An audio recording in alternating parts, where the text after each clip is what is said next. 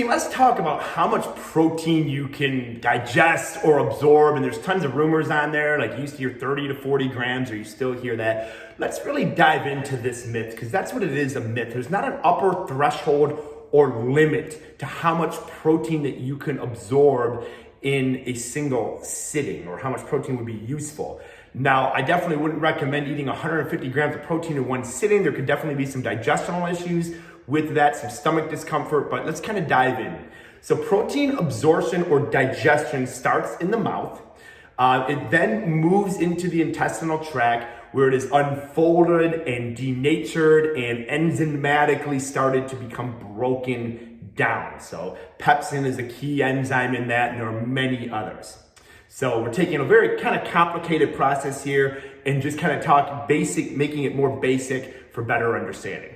So once it's broken down, the villi in the small intestine can then go and absorb the protein and distribute the amino acids. Now, protein, because of the nitrogen content, can be broken down into urea and or ammonia. So those are two, particularly ammonia. Ammonia is toxic. So that's where some people might read like, oh my gosh, if I eat too much protein, I'm gonna die from the toxicity of ammonia. Well, of course not. The body has very, very great regulatory mechanisms to deal with that ammonia and excrete it as urea.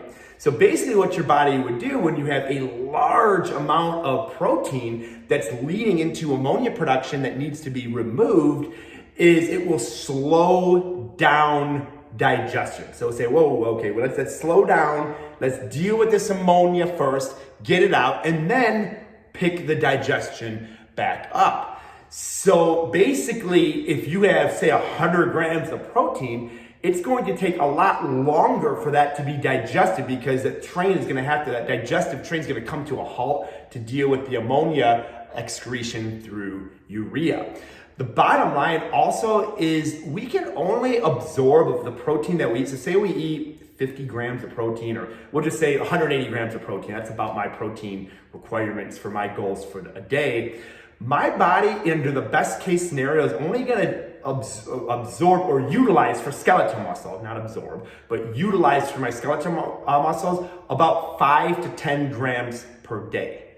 Okay, so that makes my capacity to put on muscle tissue about 4 to 8 pounds a year. And there's actually a ton of other things that make that number way, way less for someone in my situation, potentially in your situation. So training status, that's a whole different video.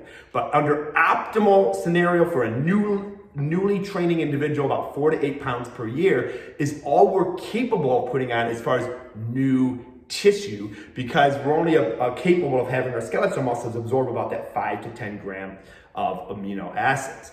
So it's really key that we get that, and that we understand that there's not an upper or lower threshold as far as how much protein we can or cannot absorb. We can absorb very low amounts of protein and digest. We can absorb very high amounts of protein and digest. There is some leucine thresholds that say that there might be a little bit more beneficial as far as an anabolic effect, keeping our protein feedings above 30 to 35, or at least keeping the protein feedings quality or leucine rich. So the quality and digestibility of the protein itself definitely does matter and should be taken into account. But as far as total amount, that's a complete myth as far as if you eat more than 60 grams, it's wasted. So hopefully this clears this up for you. This came in from a question from one of y'all, so keep them coming. Have a fantastic day.